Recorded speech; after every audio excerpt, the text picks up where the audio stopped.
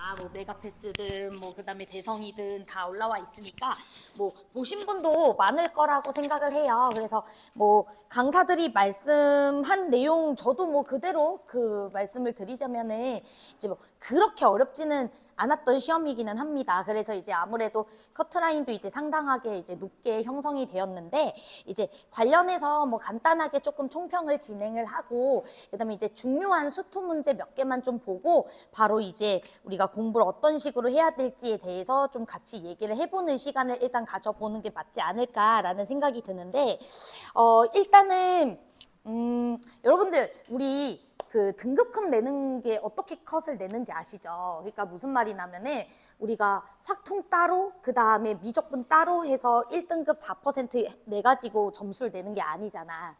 알지?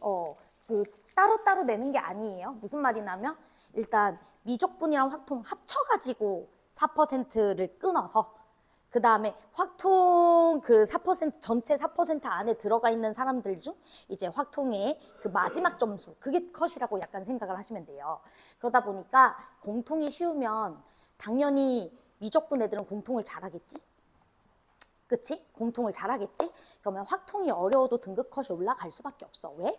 공통이 쉬우니까 미적분 애들은 잘 보니까. 뭔 소린지 이해돼? 그러니까 예를 들어서 이게 예전에 확통 따로, 미적분 따로, 아예 가형, 나형 따로 시험지가 구성되어 가지고 이제 쳤던 시험이었으면 아마 확통 컷이 92까지는 아니었을 거예요. 그런데 어찌됐든 전체 다 미적분이랑 확통 합쳐가지고 이제 4% 안에 드는 사람들을 기준으로 해서 그 컷을 내는 거기 때문에 이제 확통이 뭐 29번, 30번은 그렇게 어렵지 않은 문제, 특히 29번은 솔직히 말해가지고 너무 쉬웠고요. 그치? 그 다음에 이제 뭐 30번 같은 경우에도 이제 적당한 발상을 못했다라는 건 사실 이제 확통 기출문제 풀이 능력이 아직 조금 부족하다라는 생각이 들고, 근데 이 팔은 확실히 만점 방지용 문제였고요. 저는 개인적으로 28번 문제가 미적분의 그 어떤 문제보다도 더 어려웠다고 생각합니다. 만점을 받기에는 좀 힘든 문제다. 그래서 보통은 이제 나형, 과형 시절에서 확통이 어쨌든 그런 만점 방지용 문제가 나오게 되고, 그 다음에 이제 공통이 아무리 쉬워도 확통 친구들은 잘 못하기 때문에 컷이 이렇게 92가 나오진 않거든요. 그런데 이제 컷이 92가 나왔다는 건 다 미적분 때문이에요. 미적분 선택자들이 공통을 다 맞거든. 왜냐하면 미적분 친구들 입장에서는 21번 문제가 전혀 어려운 문제가 아니거든요. 왜냐하면 미적분, 그러니까 내가 얘기하는 거는 미적분 선택자 중에서 21번 해석 못했다고 하면 미적분 공부도 잘 안 돼 있는 거야. 왜냐하면 미적분에서 굉장히 많이 나오는 내용이거든요. 그래서 정말 유리하다라고 생각을 해주셔야 되고, 21번이 미적분 입장에서는 우리 뭐 다양한 변수 나왔을 때 그 변수 잘 분리해가지고 당연히 우변은 상수함수처럼 취급해야 돼라는 생각이 미적분 입장에서는 되게 당연하게 들어야 돼요. 그래서 이제 어찌됐든 공통이 이제 미적분에게 조금 유리했고, 그 다음에 뭐 22번 같은 경우에는 확통 느낌이 나긴 하지만 뭐 확통 애들 22번을 잘 풀겠어? 안 그렇거든. 또 뭔 말인지 알겠지? 그치? 22번이 약간 확통스러운 문제거든요. 수열과 확통을 합쳐놓은 그런 느낌의 문제인데, 확통 애들은 이게 확통 문제라고 생각도 안 했을 거야. 그렇기 때문에 사실은 뭐 22번 다 틀렸을 거예요. 정답률이 아주 이제 난리가 나 있는 그 번호대의 문제인데, 아무튼 그건 논외로 하고, 공통은 이제 21, 22 빼고는 다 해볼 만한 문제였는데, 그래도 22번이란 문제가 있는 데다가 뭐 확통이 그렇게 어렵진 않다고 해도 만점자 방지용 문제가 있고, 그 다음에 확통의 그 집단들의 평균 점수까지 고려했을 때 컷이 92라는 거는 이제 확통 친구들은 어떤 생각을 해줘야 되냐면, 미적분이 일단 기본적으로 공통을 잘하는 아이들이 많기 때문에 확통은 공통 공부 잘 안 해놓으시면 등급 컷이 쉽지 않아요. 만약에 이렇게 9월에도 이런 난이도 정도로 공통이 나오고, 그 다음에 이제 수능에서도 만약에 이렇게 나온다 하면 컷이 이제 재수생, 반수생 다 합쳐지는 그 수능에서는 96까지도 생각을 해볼 수 있어야 돼요. 1등급 컷이. 근데 96은 진짜 최악이죠. 그치, 진짜 최악이기 때문에 사실 시험은 조금 더 어렵게 나오는 게 맞지 않을까 라는 생각은 합니다. 여러분들도 이제 문제를 풀어보시면 알겠지만 대부분 친구들이 보통의 뭐 사설이나 더프 같은 거 풀었을 때는 이제 한 10번이면 마무리돼야 되는 그 번호대 난이도의 문제들이 아마 13번까지 쭉 이어져 있는 것을 보셨을 거예요. 그치? 그러니까 아마 13번까지는 크게 뭔가 겁을 먹고 들어가지만 않았다면 크게 문제 없이 풀어낼 수 있는 난이도지 않았나라는 생각이 들기 때문에 사실은 이제 쉬운 시험이 맞죠. 그래서 혹시나 이제 13번 문제를 틀렸던 친구들은 실수일 수도 있고, 그치? 또 이제 문제 형태 때문에 뭔가 겁을 먹었을 수도 있고, 그 다음에 문장 길이가 길다 보니까 결국에 그 친구가 하고 싶은 말이 뭔지에 대해서 내가 수식으로 표현을 못했기 때문에 생긴 문제일 수 있으니 공부를 좀 꼼꼼하게 해주셔야 될 것 같아요. 알았죠? 그래서 이제 우리가 문제들 보면서 한번 좀 확인을 해보도록 합시다. 일단 1번부터 12번 문제 중에서 틀렸던 친구들은 그냥 많이 내려놓으시고 쉬운 4점까지 문제들을 완벽하게 맞추는 연습해 주셔야 될 것 같아요. 그러니까 예를 들어서 비원에서 나오는 자료들 중에서도 꽤 어려운 문제들 있잖아. 그런데 그게 중요한 것 같지는 않고 우리가 보통 12번 때 문제들이 내가 생각하기에는 작년 기준으로는 10번 때 문제인 것 같거든. 그러니까 10번에 해당하는 문제들도 틀렸다라는 거는 사실 좀 문제가 있는 거예요. 이제는 공부를 좀 뭐라 그럴까 가오 다 내려놓고, 그치? 그냥, 나는 지금 3점짜리랑 4점짜리에서도 막히는 부분이 분명히 있다는 것을 인지하시고 꼼꼼하게 잘 공부해 주셔야 될 것 같아요. 우리 비원반 친구들 중에서 그래도 12번까지는 얼추 맞은 아이들이 좀 있긴 하더라고요. 대부분 다 잘 하신 것 같아서 다행이다라고 생각을 하고요. 자, 그 다음에 이제 13번 같은 경우에는 제가 이제 몇몇 친구들 잠깐 특강을 이제 하던 친구들 위주로 먼저 상담을 했는데 13번은 맞춘 친구들도 있지만 뭔가 정확하게 맞추지 못한 아이들이 있고 그 다음에 이제 조금 뭐라 그럴까 실수해서 틀린 아이들도 있고 이런 친구들이 좀 있더라고요. 그래도 정답률은 되게 높았던 문제이긴 한데 뭐 13번 디귿 보기 같은 경우에는 이제 직접 계산해서 디귿을 맞다라고 처리하신 친구들이 꽤 많던데 그 출제자가 그걸 물어본 게 아니죠. 그치? 그러니까 직접 계산해서 디귿 선지 맞다라고 한 친구들은 문제 의도를 모른 겁니다. 그러니까 사실은 무슨 말이냐? 이거 조금 더 어렵게 나와가지고 직접 계산하기 어렵게 만들어 놨다면 너네 틀린다는 소리예요. 뭔 소리인지 이해돼요? 그러니까 13번 나 맞췄네? 오케이 난 잘해. 넘어가시면 그 공부 안 되는 거야. 각각의 선지들이 어떻게 변형될 수 있는지까지 꼼꼼하게 공부를 해야 되는데 디귿은 계산하라고 낸 문제가 아닙니다.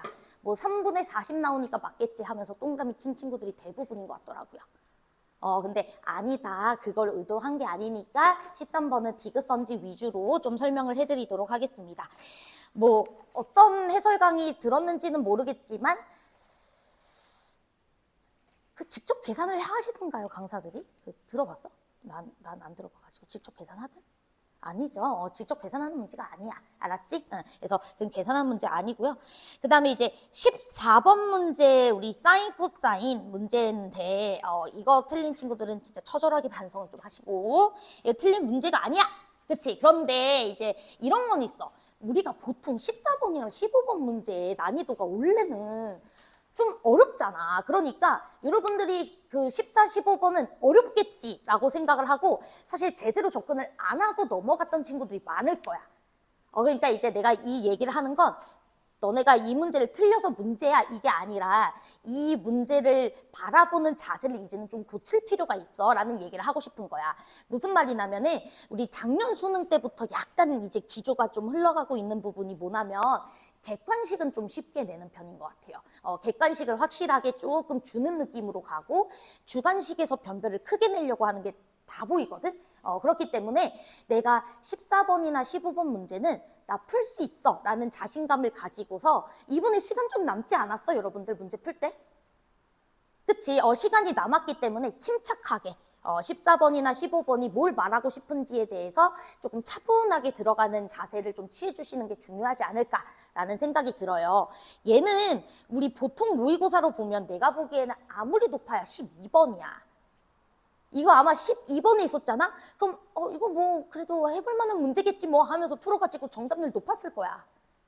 이게 내가 예상한 난이도보단 정답률이 좀 낮은데 그 이유가 14번이라서 그런 것 같아요. 14번에 있고 그 다음에 이제 뭔가 14번 번호 때 약간 긴장했고 A랑 B, 미지수 두 개 있으니까 이건 좀 어려운 문제인가 봐. 이러면서 이제 좀 넘어간 친구들도 있는 것 같은데 우리 조금 그런 자세는 고쳐볼 필요가 있다. 알았죠? 응. 자, 그 다음에 이제 15번 문제는요. 얘 이제 절대적인 난이도는 어렵지가 않아요. 이 문제 이제 절대적으로 난이도가 어렵지는 않은데 이 문제는 생각보다 되게 많은 함축적인 의미를 가지고 있고 얘가 지금은 쉬운 이유가 특수할 때를 딱 묻고 있는 상황이어가지고 사실 답내는 건 정말 쉬워요. 답내는 것도 쉽고 아마 이제 풀었던 친구들도 있는 것 같아. 잘 풀어낸 친구들도 있는데 이거 조금만 더 추가적인 조건이 붙거나 조금 더 애매해지는, 조금 더 복잡해지는 함수 나오면 이거 어렵습니다. 이런 문제는. 일단 절대값을 잘 해석하는 것도 중요하고 얘는 지금 절대값 해석하는 게 되게 쉬워요. 그러니까 쉬운 문제야. 그런데 예를 들어서 그 구간이 쟤는 P에서 P 플러스 3 둘 다 똑같지. 좌변이 P에서 P 플러스 3, 우변도 P에서 P 플러스 3 동일 공간에서 함수 관찰하는 거다 보니까 쉬운 문제지만 이 구간 살짝만 둘이 다 달라지더라도 해석 굉장히 어려워져요. 그러니까 이거는 다양하게 변형할 수 있는 요소들이 있고 뭐 그렇게 나오겠다 이런 생각을 하는 것은 아니지만 이 문제 풀었다고 나는 절대값 해석을 잘해 뭐 적분 잘해 이렇게 생각하실 필요는 없어요. 이건 그냥 정말 주는 문제예요. 적분 해석하는 문제 치고는. 뭔 소리인지 이해되죠? 그러니까 충분히 어렵게 나올 수 있으니 여러분들이 좀 다양한 적분으로 표현된 함수에 대한 공부도 좀 다 두루두루 해주는 게 중요하겠다라는 생각을 해주시면 되겠습니다. 어찌됐든 14번이랑 15번 문제를 틀린 친구들은 첫 번째는 겁을 먹어서 틀린 친구들도 있을 거고요. 그 다음에 이제 두 번째 같은 경우에는 그냥 그 문제를 여러분들 실력대로 못 풀기 때문에 틀린 친구들도 있을 거야. 일단 첫 번째, 예를 들어서 이제 겁을 먹었다. 그래서 못 풀었다. 예를 들어서 우리 시험 끝나고 나서 다시 문제 풀었더니 잘 풀렸는데 내가 시험장에서는 이 문제를 못 풀었다 하고 하는 친구들은 실전 연습이 이제는 많이 필요할 거예요. 스스로 이 문제가 내가 풀 수 있는 문제인지 못 푸는 문제인지 딱딱딱딱 구분해지는 능력도 되게 중요하거든요, 여러분. 그치? 그러니까 사실은 이제 문제를 읽어내는 능력, 그 다음에 문제가 뭘 의미하는지를 해석하는 능력에 대해서 이제 갖고는 있음에도 불구하고 시험장에서는 그것을 잘 표현하지 못하는 친구들이 이제 1번 케이스에 해당하는 친구들이니까 이제 이런 친구들은 기본적으로 이제 실전 연습도 해주는 게 좋을 것 같아요. 뭐 실무를 2주에 한 번씩은 좀 풀어본다던가 시험 운영하는 거에 대해서 좀 다양하게 배우는 자세를 좀 취해 주시는 게 중요하지 않을까. 그래서 쌤도 이제 6편 끝나고 실전 모의고사 그 특강을 깔았던 이유기도 하고요. 그 다음에 이제 두 번째는 나는 사실 이 문제가 시험 끝나고 다시 풀었을 때도 꽤 오래 걸렸고 또는 예를 들어 15번 문제 같은 경우에는 사실 해설 강의를 듣기 전까지 뭐 전혀 해석을 하지 못했다. 이건 실력 부족이에요. 그렇기 때문에 이런 친구들을 이제 쉬운 4점들 문제들 기출문제 다시 한번 회독을 해 주시면서 이제 쉬운 엔제, 인문 엔제 요즘 되게 많이 나오잖아. 그치. 뭐 메가 스터디에서는 뭐 김기현의 싱글 커넥션부터 시작해서 뭐 많잖아요. 그치. 어삼시사 책은 별로고. 어삼시사 책은 옛날에는 되게 좋은 책이었는데 올해 나온 거는 개인적으로 좀 추천하지 않고요. 그래서 이제 뭐 조금 인강 강사들의 싱글 커넥션 뭐 그런 좀 인문 엔제들이 있어요. 뭐 이미지 선생님도 인문 엔제 있잖아. 그런 인문 엔제부터 시작해서 조금 좀 새로운 문제들에 대해서 내가 풀어낼 수 있는 능력치를 조금 키우는 게 어떨까 생각이 듭니다. 단 기출문제를 나는 아직도 사실은 제대로 회독을 못했어 라는 친구들은 당연히 뭐가 중요하겠어요? 기출이 중요하겠죠. 기출을 엔제처럼 풀듯이 풀면 됩니다. 그런데 이제 내가 기출은 뭐 한 13번 난이도까지는 최근에 한 7개년치는 다 해봤는데 그런데도 아직 저게 안 뚫려 라고 하면 이제 기출문제를 약간 관성으로 푸는 거예요. 어디선가 해설 강의를 들어봤고 어디선가 수업 때 풀어봤고 이러다 보니까 특별한 고민 없이 문제를 풀다가 새로운 문제가 나왔을 땐 그걸 적용을 못하는 거거든.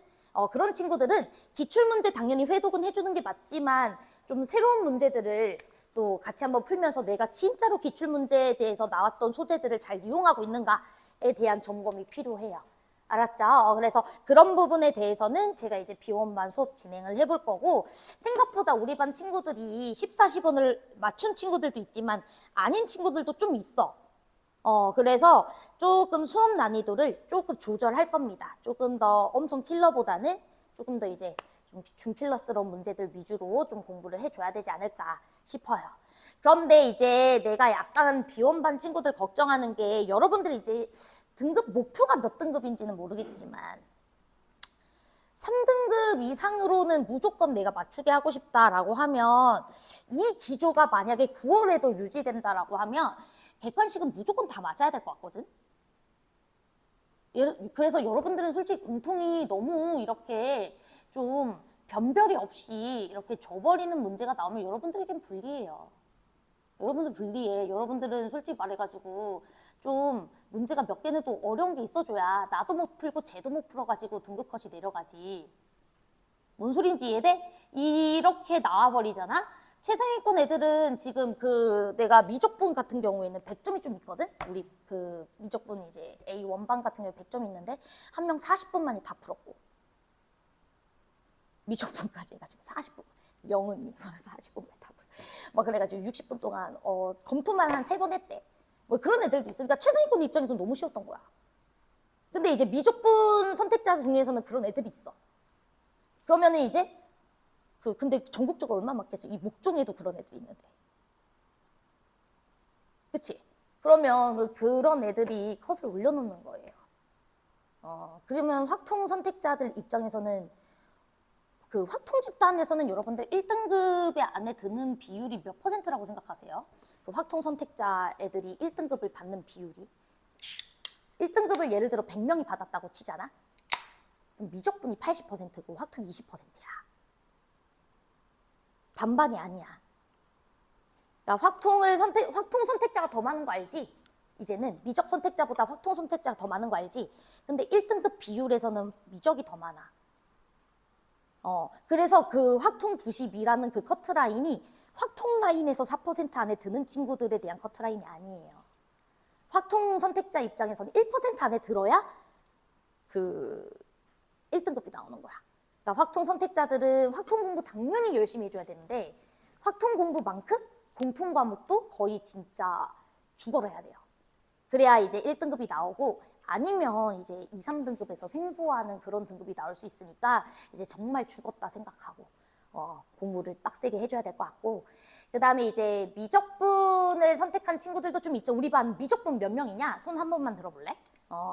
우리 비원반이 미적이 좀 많아. 오히려 그 A2반이 생각보다 미적이 별로 없어요. A2반이 다 확통이야. 아무튼 그렇긴 한데, 걔네들 이제 미적에서 확통런한 애들이 되게 많거든요. 아무튼 이제 미적분 선택자들 입장에서는 혹시 지금도 미적분 2829, 30을 만약에 해결을 못하고 있다라고 하면 조금 진지하게 확통런도 생각해 보시는 것도 약간은 맞는 것 같아. 무슨 말이냐면 이제 미적분 2829, 30은 너 되게 쉬웠거든? 솔직히 쉬웠는데 근데도 이제 아직 6평에서 그 28번이나 30번 이런 것들이 좀 풀이 구조가 잘 안 보였다 하면은 한계가 좀 있다라고 좀 저는 보여지긴 합니다. 해설 강의를 들었을 때 이걸 내가 못 풀었지 라는 생각은 이제 드시는 친구들이 꽤 있을 거예요. 제가 아마 테마 때도 설명을 할 겁니다. 2829, 30 미적분 수업 때 이제 설명을 할 건데, 이제 그래도 28번은 맞췄어야 한다고 생각을 하거든. 그래서 이제 미적분 친구들 중에서 내가 2829, 30을 틀렸다. 그런데 진지하게 고민해보란 소리야. 내가 6개월 동안 빡세게 노력을 해서 28, 29, 30 중에서 한 문제를 맞출 수 있을지 에 대해서는 좀 진지한 고민을 해보실 필요가 있어요. 그거 3개 틀리면 확통으로 넘어가는 게 나을 수도 있다는 뜻이야. 등급 입장에서는.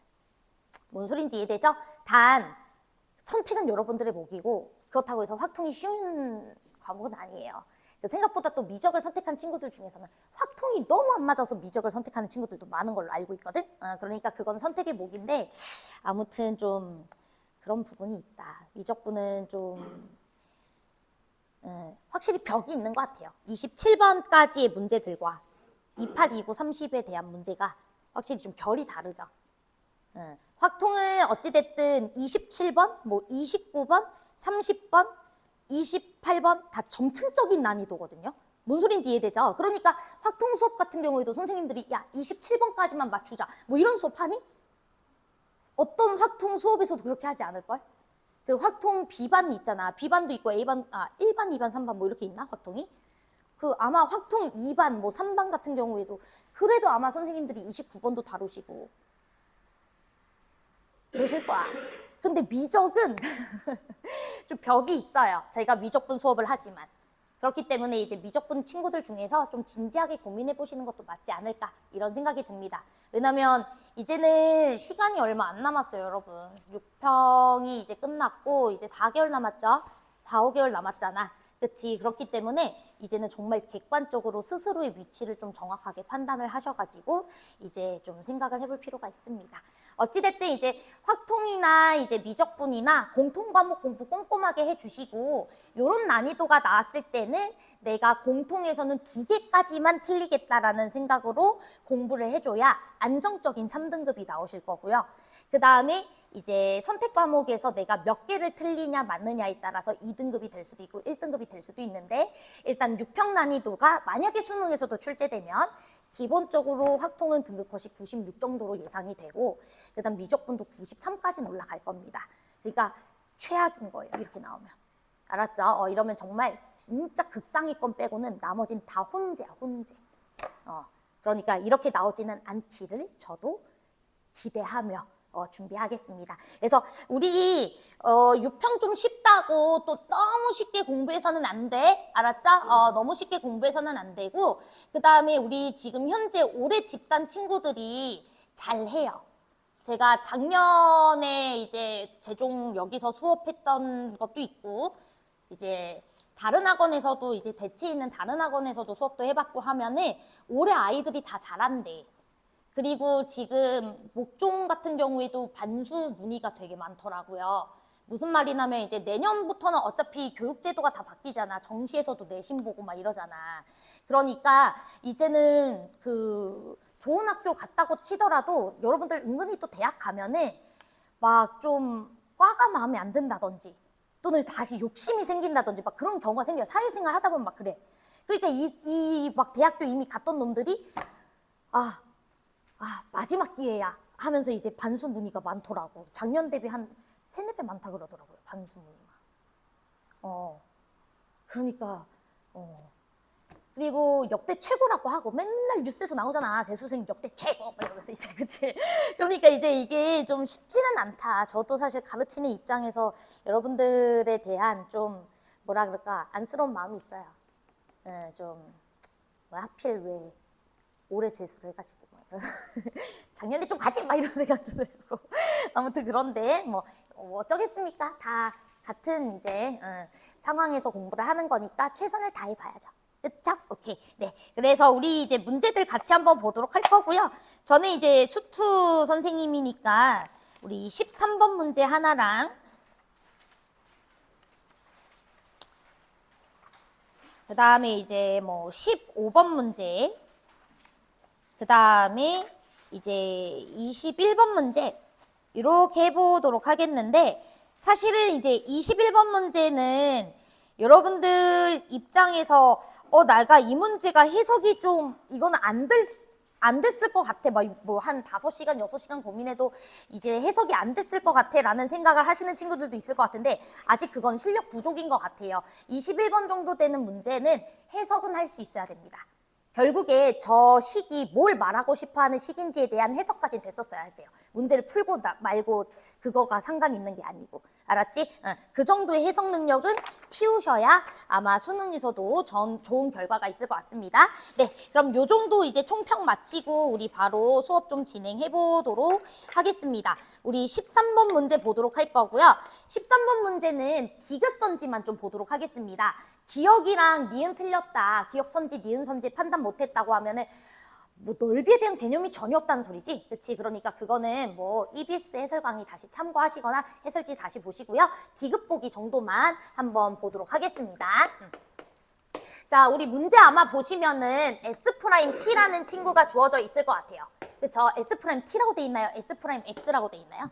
T라고 돼 있죠? 오케이. 그래서 이 친구 같은 경우에 아마 이제 T제곱 마이너스 2T 플러스 A라고 딱 들어가 있는 것 같아요. 여기까지 괜찮죠? 자, 그랬을 때 디귿선지가 뭐라고 돼 있었냐면 디귿선지는 S4라는 녀석의 값과 그 다음에 누구의 값이 같다? 우리 F 빼기 FX라는 친구랑 GX라는 친구가 구간 어디서부터 어디까지로 둘러싸여 있는 부분의 넓이 마이너스 2부터 마이너스 2에서 x는 마이너스 2에서 그 다음에 x는 2까지 둘러싸여 있는 부분의 넓이와 S4 값이 서로 같냐? 이렇게 물어본 거 맞죠? 디귿선지? 오케이. 자, 그러면 이거를 계산을 하라는 문제가 아니지. 그치? 이거 계산하라는 문제가 아니에요, 여러분. 어차피 fx 빼기 gx라는 녀석 얘인 거 알고 있잖아. 그치, 그치. 그렇기 때문에 우리가 이 녀석을 0부터 4까지 적분하는 값과 마이부터 2까지 적분하는 값이 서로 같습니까? 이렇게 물어본 거 맞죠? S4라는 게 뭐겠어요? 이 친구를 0부터 4까지 정적분한 거잖아. 그 정의가 그랬잖아. 그치? 그러면 여러분들 이 함수 같은 경우에는 대칭축이 얼마야? 1인 2차 함수죠. 맞아요. 대칭축이 1인 2차 함수고 0부터 4까지 넓이니까 0은 대칭축으로부터 왼쪽으로 한 칸 떨어져 있고요. 4는 대칭축으로부터 4칸 떨어져 있는 거 맞죠?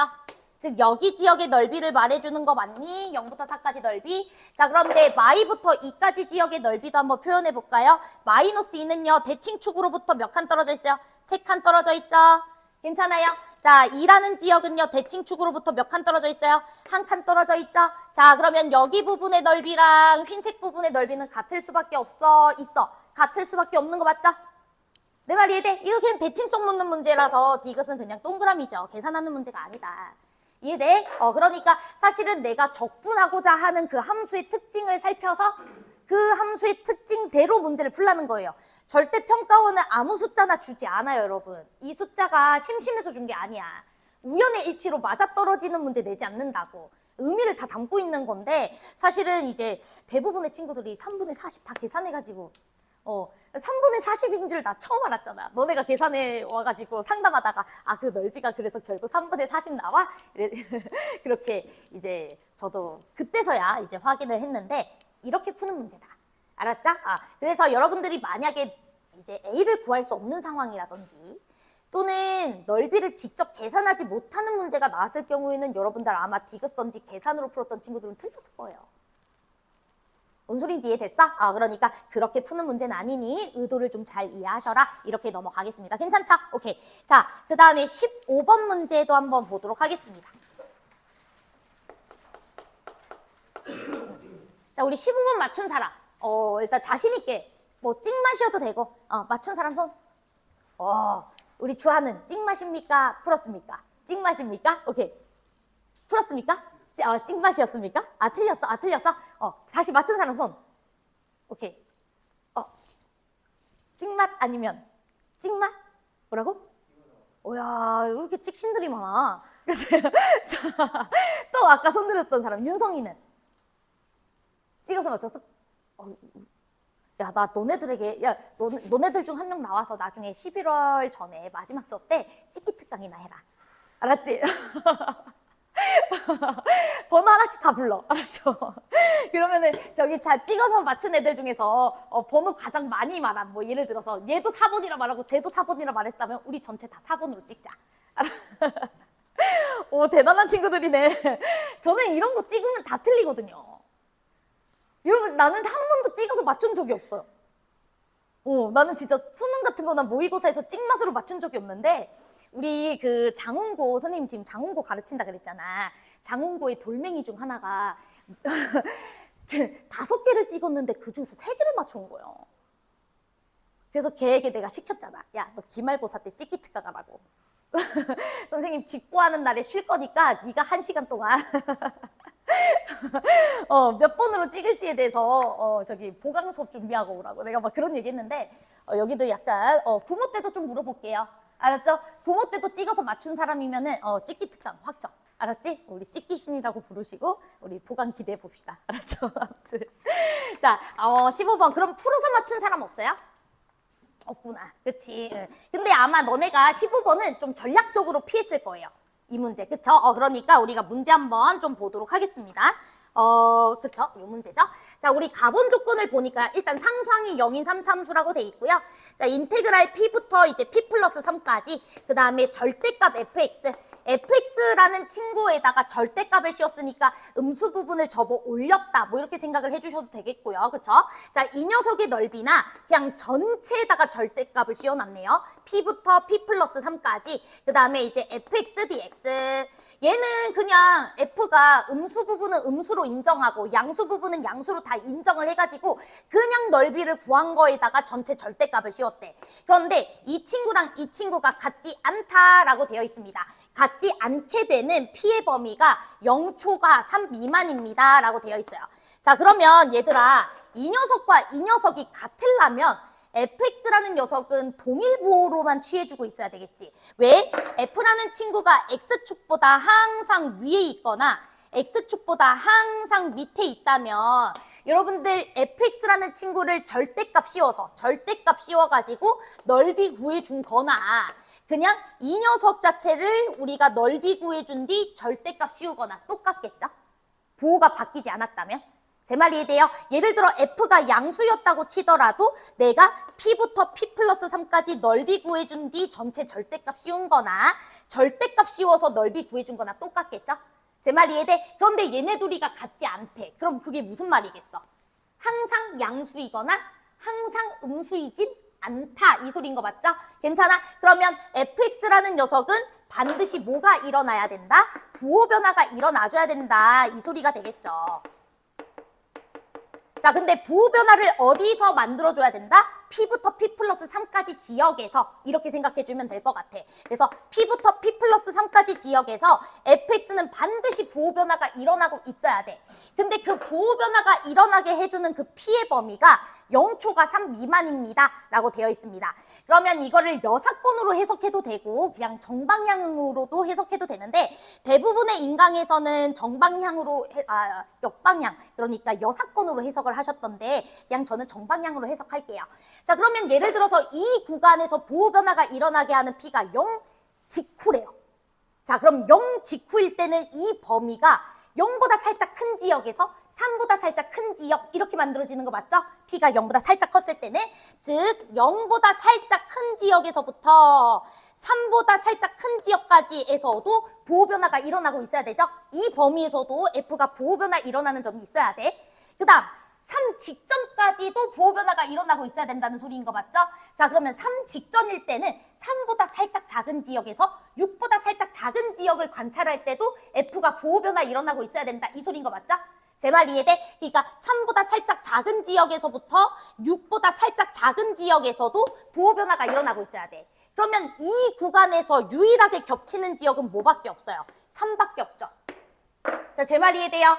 그렇기 때문에 3에서 뭐가 일어나 줄 수밖에 없다? 부호 변화가 일어나 줄 수밖에 없다. 이 소리예요. 자, 제 말 이해돼요? 그리고 문제에서 얘기한 게 이런 상황을 만족해주는 모든 피해 범위가 얘라는 소리이기 때문에 유일하게 부호 변화 일어나는 지점은 뭐밖에 없다는 소리이기도 한 거야? 3밖에 없다는 소리이기도 한 거야. 제 말 이해돼요? p가 0초가일 때 만들어지는 범위에서부터 p가 3 미만일 때 만들어지는 범위에서 유일하게 겹치는 건 3밖에 없잖아. 이 구간일 때나 부호 변화가 다 있어야 되는데. 제 말 이해돼? 그러면은 저 범위에서 유일하게 겹치는 친구는 3밖에 없는 거고요. 그래서 우리는 x는 3이라는 지역에서 fx는 뭐가 일어나줘야 된다? 부호 변화가 일어나줘야 된다. 그거 말고는 다른 지역에서는 부호 변화가 일어나면 돼야 안 돼요? 안 되겠죠. 다른 지역에서도 부호 변화가 일어나면 피해 범위가 이것 말고도 또 있어야 되겠지. 자, 제 말 이해돼? 오케이. 그러면 여러분들 fx 만들어줄 수 있어, 없어? fx 만들어줄 수 있어요. 왜냐면 fx라는 친구는 3참수라고 했었고 0이라는 지역에서 상수값이 0이라 그랬으니까 x축과 0에서 만나고 있을 거예요. 그치? 상수값이 0이라는 거는 x라는 인수를 갖고 있다는 소리니까. 그런데 0에서는 부호 변화 일어나면 돼, 안 돼? 안 되고 3에서는 부호 변화 일어나줘야 되니까 여기서는 접해야 되고 여기서는 뚫는 그래프로 그려줄 수밖에 없다. 그래서 fx는 바로 이런 모양이 될 수밖에 없어. 이렇게 들어가야 되겠죠? 그래서 fx의 식은 우리가 a에 x제곱 x 빼기 3 이렇게 식 세워주시면 될 것 같습니다. 괜찮을까요? 오케이. 자, 그 다음에 이제 문제 니은 나조건 한번 보도록 합시다. 자, 나조건에서는 뭐라고 되어 있었었냐면 0부터 3까지 지역에서 똑같은 느낌으로 서술이 돼 있어요. fx라는 녀석에다가 q를 더해가지고 이제 절대값이어서 적분한 거나 그냥 0부터 3까지 지역에서 fx 더하기 q라는 친구를 적분해준 뒤 전체 절대값 씌운 거랑 서로 달라야 된대.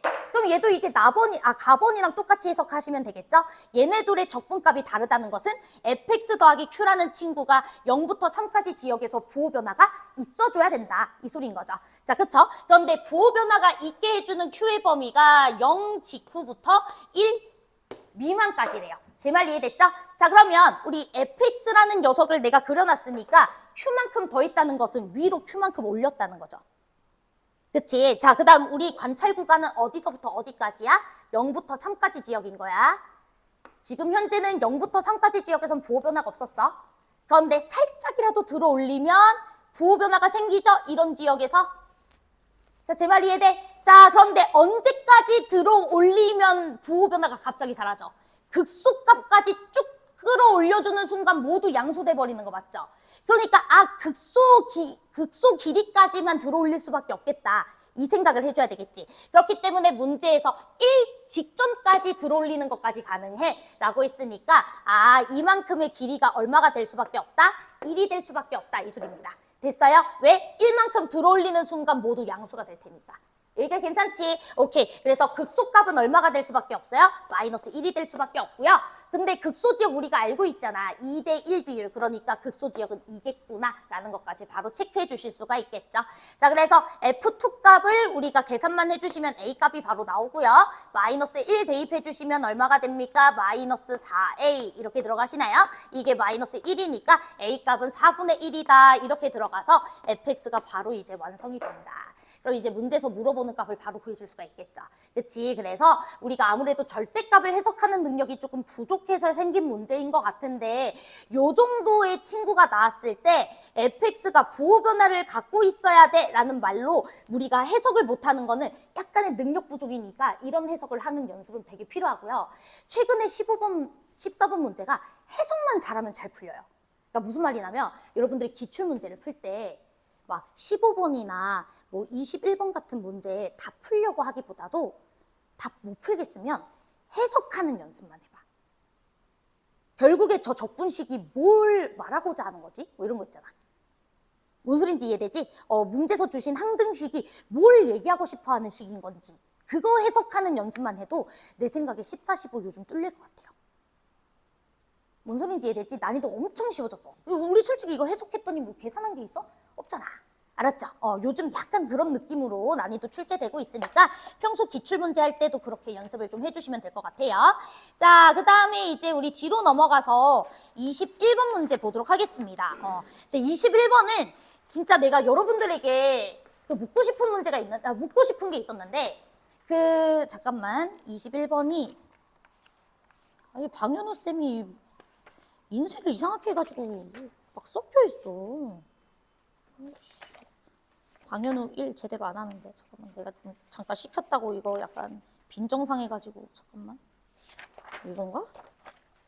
그거죠. F 알파가 F 프라임 T 빼기 그거죠. 문제 번호도 6번이라고 해놓고 뭐야 21번 문제인데요. 자, 문제 한번 보도록 하겠습니다. 자, 최고차항 계수가 1인 3차함수 fx가 있는데 자, 실수 t에 대해서 자, f 알파라는 친구가 f 프라임 t 빼기 4t 제곱 더하기 4 얘를 만족시키는 실수 알파의 최대값을 gt다라고 되어 있습니다. 알파의 이제 맥스 값을 이제 gt라고 하자라고 되어 있습니다. 그러니까 이제 t 값에 따라서 얘랑 얘가 같게 되는 요 알파라는 숫자가 자꾸 달라지고 있나 봐요. 그치? 그러니까 어찌 보면 알파라는 친구는 뭘 말하는 거야? 알파는 뭘 말하는 거지? 여러분들 알파가 도대체 뭘 말하는 건지를 해석하는 게 되게 중요해요. 여러분들 이걸 만족하는 알파, 이게 무슨 뜻이에요? 이걸 만족하는 알파는 그냥 이 방정식의 근이에요, 근. 제 말 이해돼? 그렇기 때문에 여러분들이 방정식의 해를 관찰하자 이렇게 느껴야 되는 거 맞죠? 괜찮아요? 오케이. 그러면 F 알파라는 건 쉽게 말하면 FX랑 똑같은 거예요, 여러분. 알파는 해잖아, 해. 그치? 우리가 근데 보통 근이라는 거, 변수라는 것을 보통 뭐로 둬요? X로 많이 두죠? 그치? 그러니까 얘는 fx 이렇게 생각을 해주시면 되는 거고, 얘는 여러분들 알파와 관련된 식이에요? 알파랑 관련된 식 아니죠? 이게 어디 알파가 있어? 내 말 이해돼? 이거는 알파랑 전혀 상관없는 식이야. 그러면은 얘는 당연히 fx 입장에서는 뭐로 취급을 해야 돼? 상수로 취급을 해야 돼. 얘는 상수함수예요. 이렇게 그어지는 상수함수. 식이 복잡할 뿐 상수함수야. 내 말 이해돼? 그러니까 여러분들이 뭐가 안 되는 거냐면 이 함수의 변수와 상수 구분 능력이 아직 떨어지시는 거예요. 그러니까 미적분은 이제 공부를 하다 보면은 변수와 상수 구분을 되게 잘해야 되거든. 그러니까 사실 이제 21번 문제를 미적분 좀 상위권 친구들 입장에서는 뭐야 왼쪽 fx 왜 알파가 궁금하대. 그럼 알파는 근이야, 변수야. 그러니까 f라는 함수와 그다음 이건 전혀 상관없잖아. x랑 관련된 식이 아니야. 알파랑 관련된 식이 아니라고. 맞아요? 그러니까 얘는 그냥 어떤 t값에 따라서 그냥 숫자인 그냥 숫자예요, 숫자, 상수. x 입장에서 숫자야. 내 말 이해돼? 그러니까 f라는 친구랑 상수함수를 관찰하자 이 소린 거예요. 단 상수함수가 이렇게 t값 따라 달라질 뿐. 자, 제 말 이해돼? 오케이. 자, 그래서 우리가 이제부터 fx랑 상수함수로 해석을 해보도록 하겠습니다.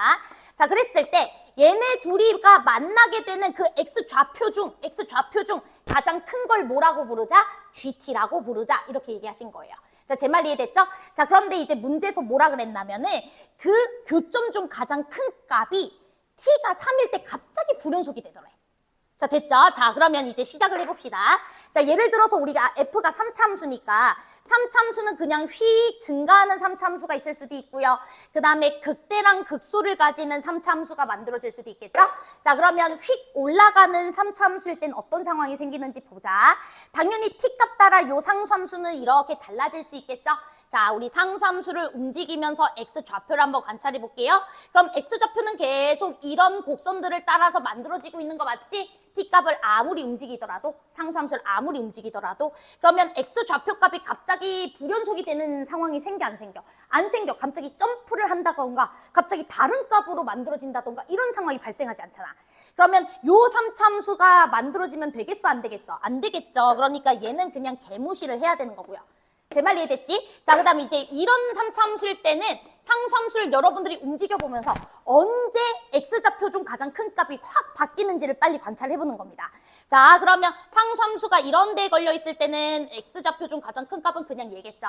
자, 상수함수가 이런 데에 걸려있을 때도 여기겠죠. 자, 그런데 상수함수가 갑자기 이제 어디로 올라오게 되면?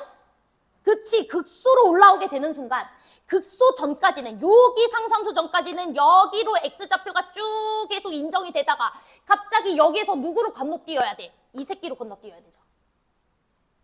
맞아요. 왜냐면 두 x좌표 중 큰 것을 g라고 읽자 이랬으니까. 그리고 상수함수를 계속 아무리 위로 올려보더라도 이 곡선에 있는 x좌표로 따라가는 거 맞지? 그러니까 어디에 상수함수가 걸려있을 때 딱 불연속이 된다? 여기 상수함수에 걸려있을 때 딱 불연속이 된다 이 소리예요. 자, 그런데 문제에서는 어디에서만 불연속이래. 어디에서만? 3일 때만 이 소리잖아. 즉 t가 3일 때, 즉 t가 3일 때 이 녀석이 무슨 값을 가지겠지? 그치? 그쵸, 극소값. t가 3일 때 이 녀석이 어떤 숫자로 딱 결정되겠지? 즉 그 숫자가 여기에 걸려야 된다 이 소린 거 이해되세요? 그래서 t가 3일 때 그때 우리가 이 상수함수의 함수값이 요 극소값일 수밖에 없어 라는 생각을 해주셔야 된다 이 소리입니다. 그리고 3 빼고는 절대로 요 상수함수값을 만들면 돼, 안 돼? 안 된다는 소리예요. 자, 제 말 이해됐죠? 오케이. 자, 그러면 이제 우리 f라는 친구가 3차함수니까 식을 세워보자. 저 이거 그냥 식 막 세웠어요. 자, 그냥 x세제곱, 저 그냥 실전으로 그냥 문제 풀었을 때 이렇게 풀었습니다. 그냥 bx 더하기 c. 자, 이렇게 두었어. 됐지? 자, 그러면 f'x라는 친구는 3x제곱 더하기 2ax 더하기 b 이렇게 세워주면 되는 거 맞죠? 괜찮아요? 자, 그러면 우리 f 프라임 t 빼기 4t 제곱 더하기 4라는 요 식은 어떤 식으로 바뀌는 거야? 여기다가 t 넣어준 뒤에 마이너스 4t 제곱 빼주시면은 마이너스 t 제곱. 그 다음에 여기는 2의 2t. 그 다음에 우리가 b에다가 4 더해주면 되겠죠? b 플러스 4라는 요런 상수함수가 만들어져 있었던 거예요, 좌변에는. 자, 그런데 요 상수함수는 유일하게 딱 3일 때만 요 상수함수 값에 걸려야 된다는 소리죠?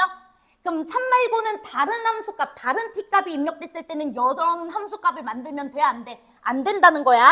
자, 그러면 요 상수함수는 사실 t에 대해서는 약간 2차 함수죠? 이해돼요? 그러면 3에서만 유일하게 요 함수값을 만든다는 게 무슨 말이겠어? 대칭축이 3이라는 거죠. 자, 왜냐면 대칭축이 3이 아니라면 3이라는 지역이 이런 데에 걸려 있다는 거잖아. t가 3일 때 이런 지역에 t가 3인 게 딱 걸려 있다는 소리잖아. 그러면 3에서 이런 함수값을 만들었는데 3 말고도 다른 지역에서도 요 함수값을 그대로 만들어줄 수 있는 거 맞지? 그럼 3 말고도 다른 지역에서도 또 부르는 속이 나와야죠. 자, 제 말 이해되세요? 3에서만 유일하게 이 함수값을 만든다는 건 유일하게 이 함수에서 함수값 유일하게 만들 수 있는 지역이 누구야? 대칭축이잖아. 대칭축에서의 그 함수값만이 당연히 대칭축만이 만들어줄 수 있는 함수값이고 그 외에는 다른 지역에서도 쌍으로 존재할 수 있는 거잖아. 그러니까 얘가 말하고 싶었던 거는 대칭축이었던 거야. 그래서 t가 3일 때만이라는 핵심 단어가 되게 중요했어요. 자, 제 말 이해됐어요? 그래서 이 녀석의 대칭축이 뭐일 수밖에 없어? 3일 수밖에 없어. 이 소린 거고 A라는 녀석은 뭐가 될 수밖에 없는 거야? 3이 될 수밖에 없는 거예요. 그래서 A는 3이다 라는 결론이 나오시는 거야. 여기까지 이해되니? 그래서 A는 3 이렇게 들어가시는 거예요. 자, 됐죠? 자, 그 다음에 여러분들 이제는 진짜 하나도 안 어려운 게 그 문제에서 뭐라 그랬었냐면 G3 값이 1이래요. 자, G3 값이 1이다. 이게 무슨 말이야? G3, GT라는 함수였어요. 그러니까 T가 3일 때 이 소린 거 맞지? 자, T가 3일 때 상수함수 이렇게 걸려죠? 제 말 이해되시죠? 자, 이렇게 걸렸을 때 그때 G값이 뭐야? G값. 두 X 좌표 중 큰 값 읽어라 이 소리잖아. 그럼 얘를 말하는 표현인 거 맞죠? G3은. 근데 G3 값이 얼마래? 1이래. 그럼 그 말이 무슨 말이야? 극소지역이 얼마다? 1이다 이 소린 거잖아. 제 말 이해돼요? 극소지역이 1이다. G3 값이라는 게 뭐야? T가 3일 때 상수함수가 이렇게 걸릴 건데 그 X좌표 중 큰 값을 G라고 읽자 이 소리잖아. 그럼 G값이 1이다라는 건 뭐야? 이 점의 좌표가 1이다. 그럼 극소지역이 1이라는 소리니까 여기다가 1 대입했을 때 뭐가 만들어져야 돼? 0이 만들어져야죠. 내 말 이해돼? 자, 그래서 여기다가 1 넣어주시면 F'1이란 친구는 3에다가 A라는 친구 3이었으니까 6이 되시는 거고 여기는 B죠. 자, 이 녀석이 0이 돼줘야 돼요. 그러니까 B값은 뭐가 돼줄 수밖에 없다? 마이너스 9가 돼줄 수밖에 없다. 이 소리지. 됐어요? 자, 그러면 이제 B값이 마이너스 9인 것까지 확인이 됐으니까 우리가 이 상수함수 다 채워줄 수 있죠, 여러분? 그쵸? 자, 마이너스 t제곱, 그 다음에 이제 6t, 그 다음에 플러스 b가 마이너스 9였으니까 마이너스 5라는 이런 식이 만들어지는 거고 그럼 이 녀석에다가 3을 대입했을 때 이 상수함수로 걸리는 거니까 극소값이 얼마인지도 알 수 있겠죠. 그치? 자, 3 대입해 주시면은 마이너스 9, 18, 그 다음에 5 뺐으니까 4라는 상수함수가 여기에 걸렸던 거구나. 즉, 극소값은 얼마였다? 4였다 이 소린 거죠. 제 말 이해돼? t가 3일 때 이 상수함수는 4라는 함수값을 만들어서 4라는 상수함수가 여기로 걸리는 거예요. 이해됐어요? 그래서 극소값이 4이다 라는 것까지 써주시면 됩니다. 그럼 여기에다가 1 대입했을 때 함수값이 4다라는 거 이용해주면 C 나와 안 나와? C 나오겠지? 그래서 C값은 아마 9 나오실 거예요. 이렇게.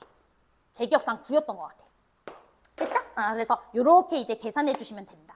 그래서 얘도 이제 해석하는 문제에 대해서 능력인데 뭐 여러분들 이거를 뭐 풀든 안 풀든 상관이 없지만 나 여러분들이 이런 부분 좀 잘했으면 좋겠어. 그 문제에서 이 새끼랑 이 새끼가 만족되게 하는 그 알파의 최대값을 G라 하자. 알파라는 건 근이에요. 그치? 괄호 안에 들어있는 수잖아. 근이야, 근. 그러니까 이 방정식의 해 중 가장 큰 걸 읽어내자. 이해되죠? 그러면 여기를 변수 취급, 여긴 상수예요. 알파랑 상관없는 상수야. 이해됐니? 그래서 상수함수와 fx의 교점 살펴보자. 이렇게 이해했다면 아마 풀어내기 쉬웠을 거다. 됐죠? 오케이. 자, 우리 10분 쉬시고요. 다 해결했고 이제 문제들 이제 시작하도록 하겠습니다. 고생했습니다.